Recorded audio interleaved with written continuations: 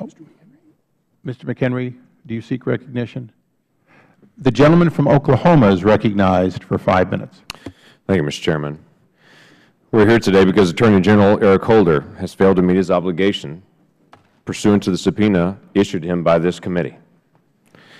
We promised that we would get to the bottom of this matter for Brian Terry's family and the American people in order to make sure this type of operation never occurs again, that we would find out the facts, the information, reform the system based on the information. Many Republicans and Democrats on this committee demanded to know the facts and answers about this case a year ago when all of this started. But what started as a pursuit of facts has now turned into a slow crawl of evidence, requests, and delay. We cannot look at the evidence if the Department of Justice refuses to turn over those facts. Internally, they have reviewed 80,000 documents. They have actually turned over to our committee 7,000. I have no doubt that if the Department of Justice subpoenaed documents from someone, they would not patiently wait 7 months for those documents to be produced. No U.S. attorney would allow someone to review their own documents and tell DOJ what they think is relevant, or to do this. I'll just brief the attorney on what those documents might include rather than turn the documents over. No U.S. attorney would go for that deal. Yesterday, Attorney General Holder admitted that he had additional documents consistent with our subpoena request, but instead of turning those documents over, he tried to use them as a bargaining chip to control this investigation. It begs the question, what is in those internal documents that the Department of Justice that is so self-incriminating that the DOJ will not release them? Why would they rather use them as a negotiating tool? Now, prior to today, we have not had a request for executive privilege. But now it's been asserted, apparently, that the President's requesting executive privilege.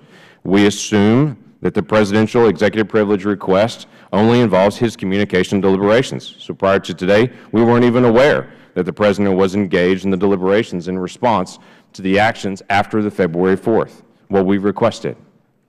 The reason we're even interested in these documents is the Department of Justice gave Congress a false statement February the 4th of 2011 about DOJ's knowledge of Fast and Furious. December the 10th, Brian Terry was killed with 2 of more than 2,000 guns allowed to walk into the hands of known or suspected criminals. February the 4th of 2011, Department of Justice sent a letter to Congress in which they stated that the allegation that ATF sanctioned or otherwise knowingly allowed the sale of assault weapons to straw purchasers who then transported them to Mexico is false.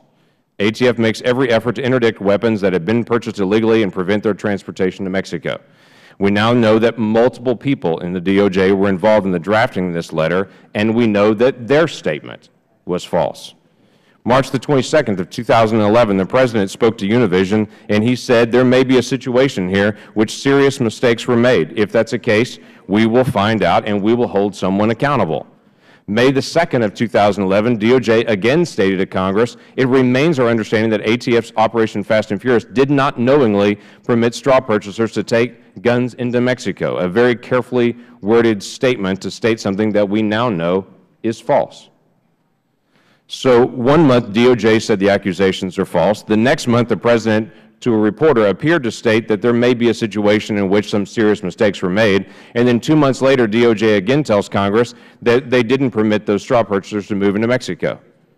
All to be flipped again in December of 2011 when the DOJ, the Deputy Attorney General Cole, acknowledged that the February 4th letter contained inaccuracies. Listen, we need to answer the following questions. Who authorized this action? Who was in charge of the oversight of the operation? Why were they allowed to continue, and who will be held responsible for misconduct? When the Department of Justice refuses to provide these answers, the House of Representatives is forced to collect them. This committee was united together to walk through the process with ATF. But now that it's with DOJ, this committee seems to be separating off and saying ATF was okay to investigate, but we shouldn't investigate inaccurate statements from DOJ. Why is this important? On a multiple level, truth and veracity is essential in government. But this is also important because the DOJ is currently in an investigation dealing with security leaks, and this same DOJ will release a report in some future day that we also have to trust is accurate. I urge my colleagues to move forward with the contempt. We need this information. We have to get this out both for the Terry family and to get a full accounting of what has occurred and when it occurred and by whom, and so we can hold people to account. With that, I yield back.